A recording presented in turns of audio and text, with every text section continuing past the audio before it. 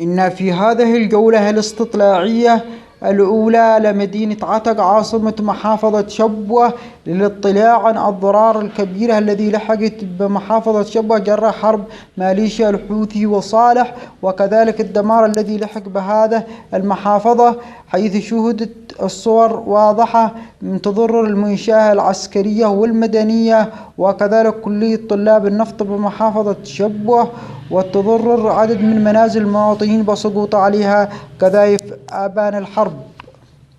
سالم حامد الملس مدير مطار عتق.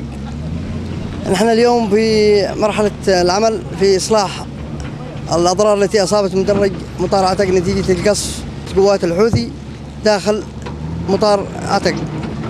أيضا هناك أضرار كثيرة لحقت المطار، حيث أن جاهزية المطار أصبحت صفر، والآن نحتاج إلى أجهزة ملاحية كاملة للمطار، وأيضا إلى أجهزة الإرصاد بالكامل، وأجهزة الأطفاء ومواد الأطفاء تم نهبها نتيجة الفوضى التي أحدثتها نتيجة دخول قوات الحوثي وعفاش إلى عاصمة المحافظة عتق. وأن هذه الصور تلفت معاناة المواطنين ومعاناة المؤسسة العسكرية والأمنية في محافظة شبوة خلال حرب الحوثيين وصالح على هذا المحافظة. العقيد منتصر علي سيف الكوحري، قائد المدرعات في محور عتق. هذا كما ترون هذا كانت مخازن للأسلحة في محور عتق ولواء 21. هذا يعني كانت هذا المخازن كانت داخلها كميات كبيرة من الذخائر والأسلحة من مختلف أنواع الأسلحة، قذائف دبابات وقذائف مدفعية وقذائف وذخائر 23 وبعشرها، يعني كل أنواع الأسلحة كانت توجد لها قذائف.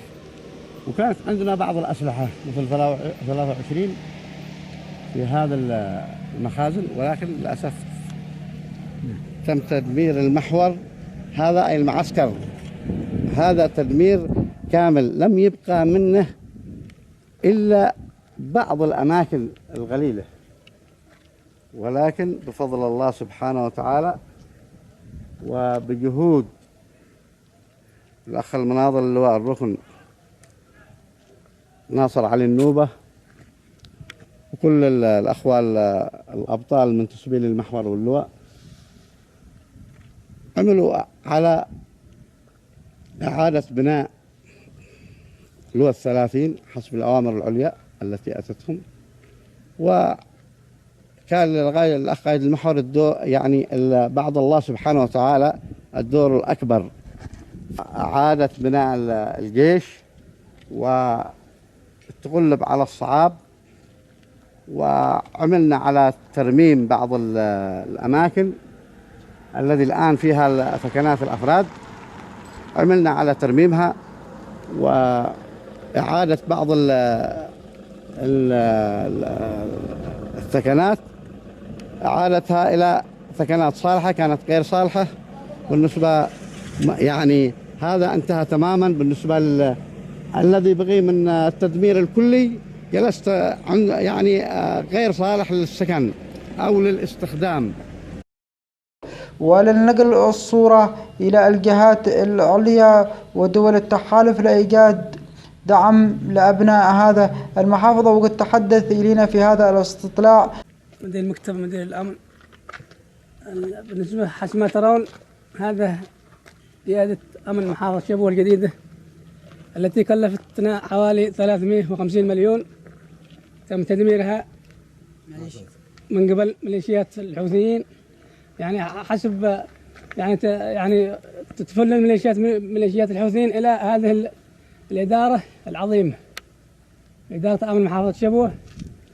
ولذلك نطلب من فخامة الرئيس وقيادة التحالف الدعم والمساندة في بناء هذه المحافظة، هذه القيادة الجديدة، لكن لا توجد لدينا أي قيادة أمن محافظة، ودمرت كل يعني أمن محافظة من مباني وبناء تحتية.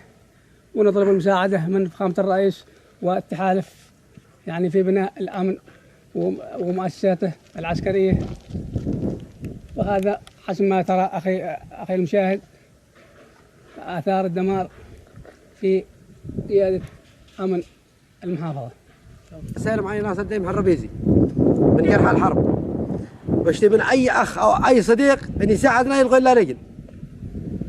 وهذا تحياتنا لكم، وسوف ندافع عن الوطن بدماءنا وأرواحنا من أجل الجنوب.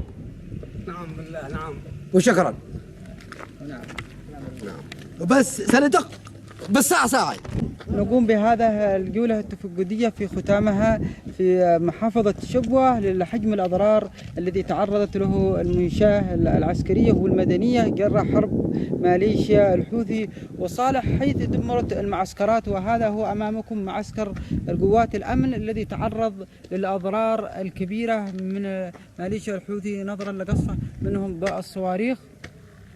وأنكم حسب ما تشاهد لم تبقى إلا ركام وتراب هذه المعسكرات الأمنية وغيرها من المنشآت الحيوية التي تعرضت للتدمير من الماليشيات أبان حربها على محافظة شبوة.